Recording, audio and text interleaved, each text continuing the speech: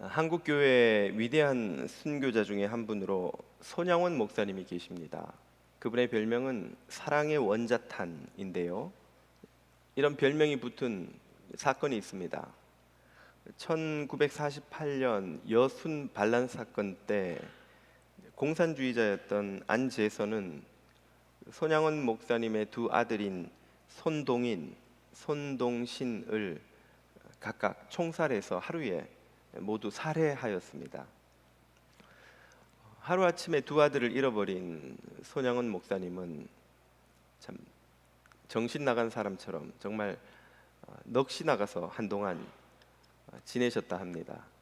그러다 어느 부흥회에서 하나님의 큰 은혜와 위로를 얻어 다시 힘을 얻고 정신을 차리셨습니다. 그 즈음에 두 아들을 죽인 원수 안재선이 사형 선고를 받았다는 소식을 접하고는 손양원 목사님은 적극적으로 구명 활동을 벌여서는 마침내 이제 그 사형 언도를 취소하는 안재선을 구해내는 참 결과를 얻고, 더 나아가 안재선이 자신의 양아들이 되도록 입적하고 자신의 집에 데려다가 그를 직접 아들처럼, 진짜 친아들처럼 그렇게 돌보았다고 합니다. 오랫동안 사실은 손양원 목사님의 가족들도 목사님의 선택과 행동을 이해하지 못하였습니다. 용서하고 구명 활동을 벌이는 것까지는 좋은데 그 원수를, 두 아들을 죽인 그 원수를, 두 오빠를 죽인 그 원수를 한 집에 데리고 살면서 매일 아침 저녁으로 본다는 것은 정말 가족들에겐 쉽지 않은 일이었죠. 뒤늦게 오랜 시간이 흐른 후에야 가족들이 목사님을 이해하게 되었다 하는 고백이 있습니다. 아무튼 손양원 목사님의 그 도움으로 목숨을 건진 안재에서는 손 목사님의 바람대로 신학교에 진학했지만 누가 나 같은 죄인의 설교를 듣겠는가 하며 안수를 받지 않고 평생 평신도로 살았습니다. 그가 세상을 떠나기 전에 그의 아들에게 나 대신 네가 할아버지의 유지를 받들어다오 유언을 하였고, 그 아들 안경선 목사가 아버지의 유언 또 할아버지의 뜻을 받들어 목회 활동을 하다가 지난 2020년에는 아프리카 부룬디 선교사로 떠나서 할아버지가 평생 하셨던 그 한센시병 환자를 돌보는 사역을 아프리카에서 지금까지 해오고 있습니다. 손양원 목사님의 이 스토리는 대단히 비현실적이죠. 참 위대한 스토리인 것은 틀림없지만 어떻게 사람이 그렇게 할 수 있는가? 아들을 죽인 원수를, 오빠를 죽인 원수를 어떻게 가족으로 받아들여서 한 집에 살면서 돌보며 지낼 수 있는가? 정말 비현실적입니다. 어떻게 이런 수준의 원수 사랑이 가능할까? 실은 말 한마디만 들어도 밤잠이 안 오고, 예전에 받았던 상처, 서러움, 아픔이 아직도 문득문득 떠올라서 괴로운 우리들의 참 보잘것없는 인생들이 볼 때 말입니다. 어떻게 이런 수준의 원수 사랑이 가능할까? 의문이 들지 않을 수 없습니다. 예수님이 그 답을 우리에게 이렇게 주시죠. 오늘 본문은 베드로의 질문으로 시작합니다. 도대체 형제가 나에게 범하는 잘못을 몇 번까지 용서해 주어야 합니까? 당시 바리새인들은 3번까지 용서해 주어야 한다고 가르쳤어요. 3번을 넘어가면 용서하지 않아도 너의 잘못이 아니다. 그런 가르침에 비하면 베드로는 굉장히 더 자신이 너그러운 기준이라 생각하며 7번이면 되겠습니까? 예수님에게 물었죠. 예수님은 7번씩 70번이라도 용서하라. 그 말은 한계를 두지 말라는 말씀이죠. 아니 도대체 왜 그렇게까지 해야 하며 어떻게 그렇게 할 수 있는가? 그 답을 예수님은 비유로 들려주셨습니다. 한 임금에게 종이 오늘날의 가치로 환산하면 약 5천억, 5억 불 정도 되는 어마어마한 돈이죠. 도저히 개인이 갚을 수 없는 돈을 빚졌는데 임금이 그를 불쌍히 여겨 탕감, 채무를 면제해 주었습니다. 자유의 몸으로 풀어준 것이죠. 빚을 못 갚는데도. 그런데 그 종이 나가서 친구를 만나서는 자신에게 1,000만 원, 한 10,000불쯤, 자신이 탕감받은 액수에 비하면 5만 분의 1입니다. 그 돈을 빚진 친구를 만나서 그만 돈을 갚지 않으면 감옥에 넣겠다고 실제로 감옥에 넣어버린 행동을 하죠. 그러자 이 사실을 뒤늦게 전해 들은 임금이 화가 나서 그 종을 다시 불러와서는 내가 너에게 그 큰 돈을 탕감시켜 주었는데, 면제시켜 주었는데 너는 그 작은 돈도 친구에게 면제시켜 주지 않고 그렇게 가혹하게 구느냐? 네가 한 그대로 너도 받을 것이다 하고는 그를 감옥에 넣어버렸다는 것이 비유의 내용이죠. 이 비유가 강조하는 바는 무엇입니까? 비유의 주인공은 세 사람이 등장하는데 임금, 종, 친구죠. 여기에서 친구는 존재감이 없습니다. 친구에 관해 알려진 정보란 1,000만 원을 빌렸다가 못 갚아서 감옥에 들어갔다는 거죠. 이 비유의 주인공은 임금과 그 종입니다. 임금과 종 사이에서 벌어진 일이 이 비유의 핵심 메시지예요. 이 말은 우리 그리스도인에게 있어 용서는 사람과 사람 사이의 일이 아니라는 걸 의미합니다. 가해자와 피해자 사이에 벌어지는 일이 아니라는 거예요.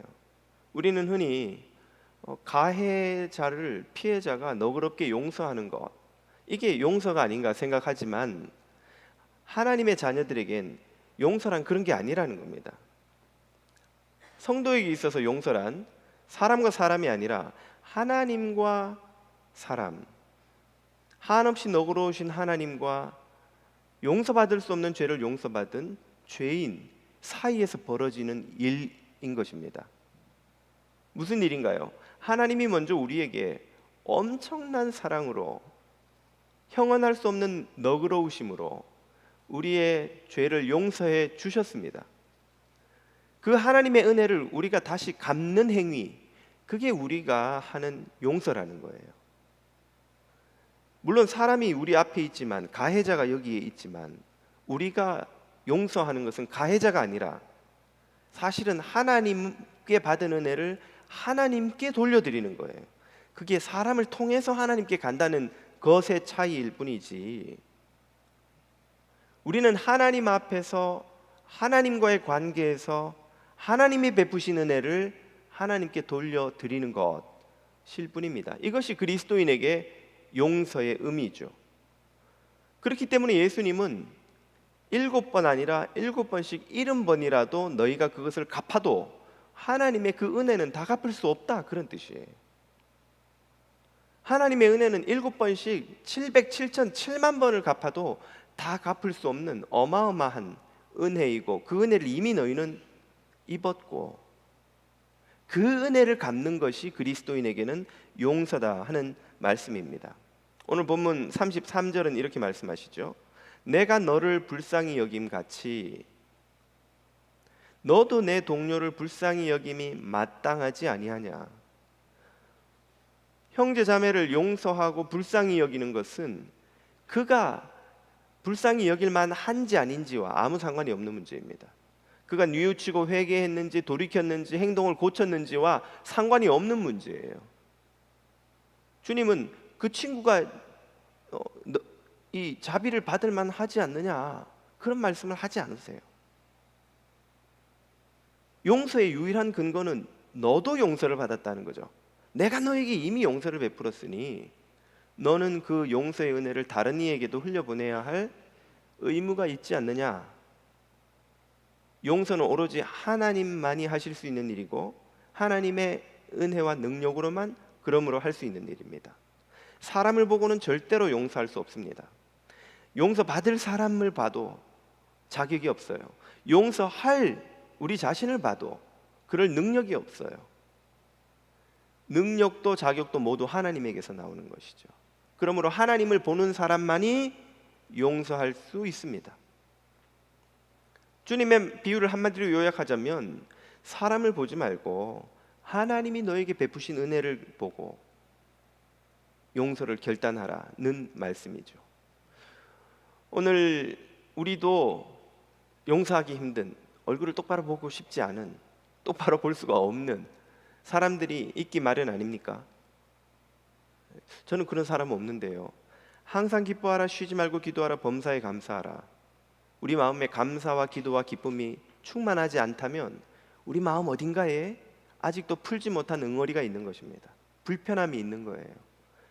그 모든 것을 다 하나님 앞에 풀 수 있는 방법이 여기 있습니다. 하나님의 은혜를 바라보고 용서를 결단하는 것이죠. 사람을 보지 말고 하나님을 바라보고 용서하는 은혜를 누리시기를 축복합니다. 그렇게 우리가 용서를 결단했다면 어떻게 하는 게 용서입니까? 이제 그 사람을 만나서 손 붙잡고 웃고 밥 먹고 이러면 그게 용서인가요? 그렇게 하면 좋겠지만 상황이 그렇게 되지 않는 경우가 사실은 많죠. 먼저 주님이 우리에게 가지시는 기대치가 어느 정도인지를 확인해 보아야 합니다.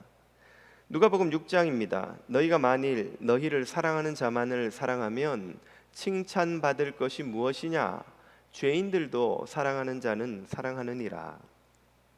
가족 사랑하고 친구 사랑하고 나를 좋아하는 사람을 나도 좋아하고, 그건 누구나 하는 것 아니냐? 나는 너희에게 그 이상을 기대한다 하심이죠. 어디까지 기대하신다고요? 35절. 오직 너희는 원수를 사랑하고 선대하며 아무것도 바라지 말고 꾸어 주라.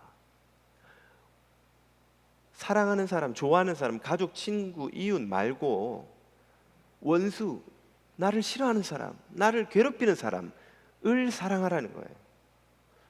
그런 사람을 어떻게 사랑하지? 그 사랑하는 방법을 35절 오늘 본문이 이렇게 말합니다. 너희가 각각 마음으로부터 형제를 용서하지 아니하면. 원수를 사랑하는 방법은 마음으로부터 용서하는 겁니다. 마음으로부터. 마음은 꼴도 보기 싫어요. 하지만 얼굴은 반갑습니다. 주님의 사랑으로 사랑합니다. 억지로 얼굴에 철판을 깔고 사랑하는 척을 하라는 게 아니죠. 마음으로부터 형제를 용서하라는 거예요. 마음으로부터 형제 자매를 긍휼히 여기라는 거죠. 이게 됩니까? 마음 먹으면 되는 거예요, 목사님? 안 되죠. 여러분 다 해보셔서 아시잖아요. 안 되기 때문에 주님이 우리에게 방법을 가르쳐 주십니다. 산상설교에서 예수님이 말씀하시죠. 나는 너희에게 이르노니, 마태복음 5장, 너희 원수를 사랑하며 너희를 박해하는 자를 위하여 기도하라. 여기 두 가지가 나란히 병렬됩니다. 원수 사랑, 박해자를 위한 기도. 사랑과 기도가 나란히 나온다는 건 무슨 의미일까요? 사랑이 먼저일까요? 기도가 먼저일까요? 나란하다는 말은 어느 것도 먼저일 수 없다는 뜻이에요. 사랑하면 당연히 기도가 나오겠지만 사랑하지 않아도 기도를 하면 사랑하는 기적이 일어난다는 뜻이에요. 기도를 하면 그 기도 가운데 역사하는 성령님께서 우리 안에는 없던 하나님의 사랑을 부어주십니다. 오직 성령의 열매는 사랑과 희락과 화평과 오래 참음, 자비, 양성, 충성, 온유, 절제 이니 이 같은 것을 금지할 법이 없느니라. 성령의 열매예요. 성령이 역사하시면 결과로 맺히는 게 그 사랑이죠. 긍휼하는 마음이에요. 긍휼의 마음이 없어도 기도하기로 결단하면 성령께서 우리 안에 긍휼의 마음, 사랑의 마음, 주님의 마음을 부어 주신다는 약속인 거예요. 그러므로 주님이 우리에게 요구하시는 것은 사랑하는, 도저히 우리 안에는 없는 사랑하는 마음이 아니에요. 하나님을 신뢰하고 기도를 시작하라는 순종입니다. 기도를 시작하라는 거예요. 마음에 없어도 싶지도 않고 사랑할 힘도 없고 도저히 용서할 수도 없을 것 같으면 기도를 하라는 거예요. 기도를 하면 성령의 열매로 사랑, 희락, 화평, 오래 참음, 자비, 양선, 충성, 온유, 절제와 같은 열매를 우리의 마음에 맺게 해주신다는 말이죠. 예수님은 말씀으로만 우리에게 이렇게 가르치지 않으시고 당신이 직접 본을 보여주셨습니다. 십자가에 달리셔서 드린 기도가 그것이죠. 이에 예수께서 이르시되 아버지 저들을 사하여 주옵소서 자기들이 하는 것을 알지 못함이니이다 하시더라. 아버지 사하여 주옵소서, 이건 기도입니다. 자기들이 하는 것을 알지 못합니다. 이것은 마음이죠. 깨달음이죠. 성령께서 주님에게 주신 깨달음이에요. 그들도 죄악의 희생자로서 죄악의 도구가 되어서 이렇게 잘못 쓰임 받고 있다고 주님이 알게 되신 겁니다. 예수님은 하나님의 아들이시니까 그렇게 기도할 수 있죠. 우리 같은 평범한 인간이 어떻게 그렇게 기도합니까? 그런 기도를 스데반이 본을 또 보여주었죠. 그가 순교하는 장면을 보십시오. 그들이 돌로 스데반을 치니 스데반이 부르짖어 이르되 주 예수여 내 영혼을 받으시옵소서 하고 무릎을 꿇고 크게 불러 이르되 주여 이 죄를 그들에게 돌리지 마옵소서, 이 말을 하고 순교하니라. 그는 돌에 맞아 죽는 마지막 장면에 여러분 투석형만큼 끔찍한 살인 방법이 없습니다. 보기에도 끔찍하지만 육체에 가하는 고통도 이루 말할 방법이 없죠. 제가 예전에 자료를 찾느라고 투석형 이미지를 좀 찾아봤는데 도저히 교우들하고 나눌 수가 없을 정도로 끔찍한 모습이에요. 돌에 하나만, 누가 던진 돌에 여러분 한 대만 맞았다고 한번 가정을 해보세요. 어떠시겠어요? 숨이 끊어질 때까지 그 돌이 온몸을 다 부수는 형벌이에요. 그런 형벌을 당하면서 스데반이 크게 소리를 질렀습니다. 주님, 저 악한 이들을 심판해 주옵소서. 그렇게 기도해도 하나도 이상할 게 없는 상황이 아닙니까? 그 순간 스데반은 믿을 수 없는 기도를 하죠. 저들의 죄를 저들에게 돌리지 마옵소서. 어떻게 그것이 가능할까요?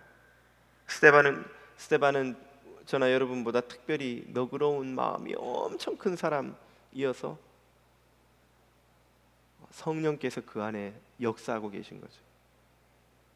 기도로 하나님 전 앞에 무릎 꿇은, 자신의 영혼을 하나님 앞에 온전히 맡기고 하나님을 신뢰하는 그의 안에서 성령이 역사하고 계신 겁니다. 원수를 위해 기도하는, 용서하는 성도로 만드시는 거죠. 우리 힘으로 용서할 수 없습니다. 원수를 사랑할 수도 없습니다.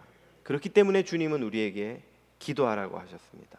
주님을 신뢰하고 기도함으로 성령께서 일하시도록 하는 우리 모두가 되시기를 축복합니다. 우리가 이렇게 결단하고 용서하면 무슨 일이 일어날까요? 기적처럼 죄인들이 회개하고 돌이키지 않겠습니까? 예, 그런 일이 일어납니다. 아주 가끔. 대부분은 회개하지 않죠. 기대하시면 안 돼요. 그래서 많은 이들이 이런 결단을 주저합니다. 아니 목사님, 저 혼자 용서하면 못합니까? 저 사람이 회개를 해요, 뉘우치기를 해요, 돌이키기를 해요. 저만 바보 되는 거 아닌가요? 예, 100에 99번은 자신만 바보 되는 것이 사실입니다. 예수님도 모르지 않으셨던 것 같아요. 예수님이 용서하라고 명하실 때 누가복음과 마태복음을 보면 묘하게 뉘앙스가 다릅니다. 누가복음에는 용서의 전제로 회개를 요구하시죠. 17장 만일 내 형제가 죄를 범하거든 경고하고 회개하거든 용서하라. 회개를 하면 용서하라는 거예요. 용서의 회개가 전제가 됩니다. 그런데 오늘 본문에는 회개가 전제로 나오지 않아요. 베드로의 질문이죠. 주여, 형제가 내게 죄를 범하면 몇 번이나 용서해 주리까? 7번까지 하면 됩니까? 예수님의 답변입니다. 내게 이르노니 7번뿐 아니라 7번을 70번까지라도 할지니라. 회개의 요구가 나오지 않아요. 사실상 7번씩 70번을 반복하는 죄라면 회개할 의지도 없다는 걸 의미하기도 하죠. 왜 어떤 곳에서는 회개를 요구하고 어떤 곳에서는 요구하지 않습니까? 회개와 용서의 상황이 아주 다른, 복잡한 다른 상황이 많다는 것을 보여주는 대목이라 생각할 수 있습니다. 공적 처벌의 면제, 공적인 용서는 반드시 회개를 요구합니다.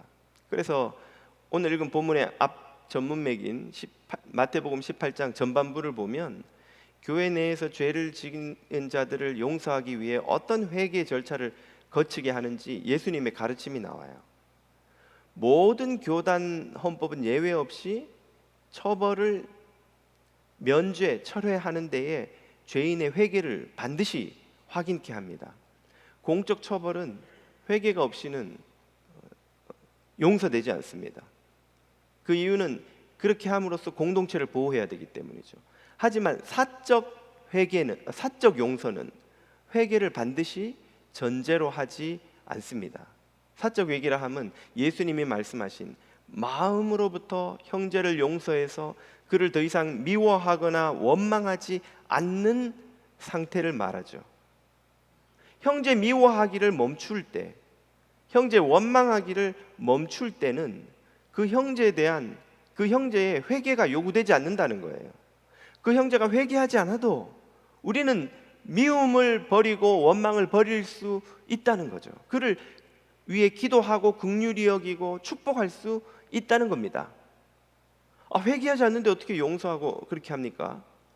주님의 관심은 1차적으로 그 사람의 회개가 아니기 때문에 그래요. 주님의 관심은 그 사람이 아니라 하나님의 은혜를 입은 자녀들의 모습입니다. 자녀들에게 어떤 모습을 기대하시는데요? 앞서 보았던 누가복음 6장 35절을 조금 더 보겠습니다. 오직 너희는 원수를 사랑하고 선대하며 아무것도 바라지 말고 꾸어주라. 왜 그렇게 요구하시는가?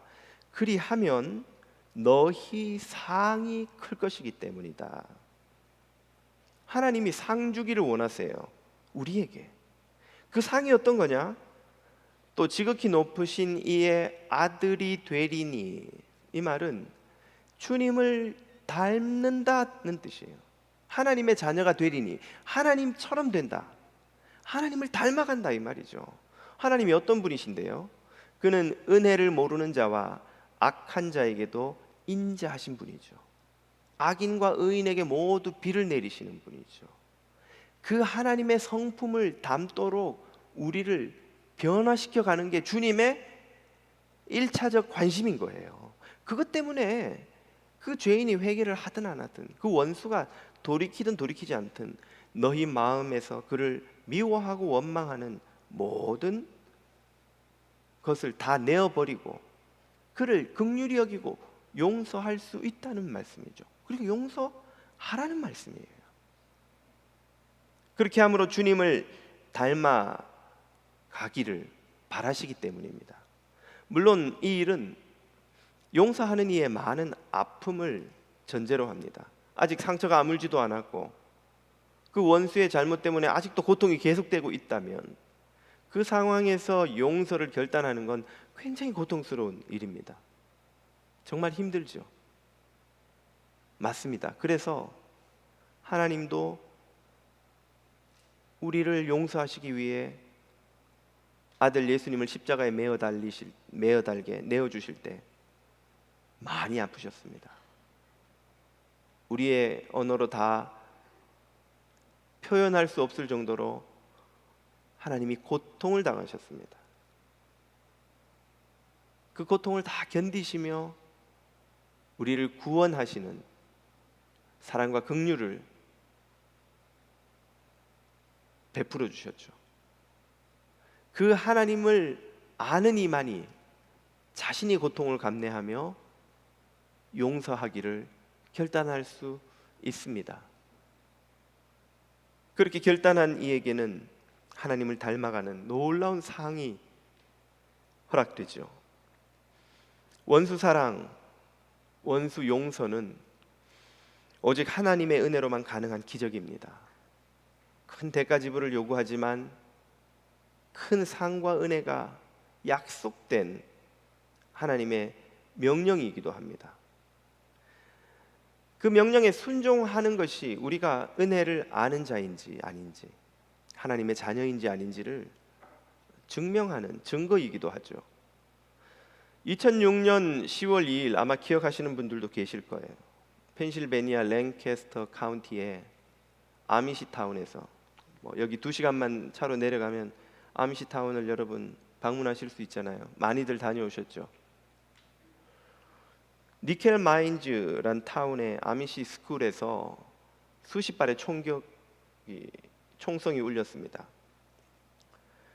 찰스 칼 로버트라는 이가 자신의 딸이 출생하자마자 목숨을 잃은 비극을 겪고는 자신이 신의 저주를 받았다는 강박관념에 시달리다가 이날 아미시 타운에 등교하는 그 소녀들의 행복해 보이는 모습을 보고 그만 복수심에 사로잡혀서 총을 들고 학교로 뛰어든 거예요. 현장에서 5명의 소녀를 살해하고 또 다른 5명을 큰 중상을 입히고 자신은 자살했습니다.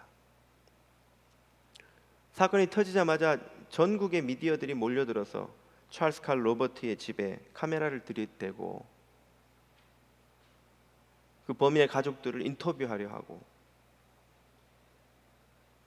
그러고 있는 거예요. 누가 그 집에 방문하겠어요?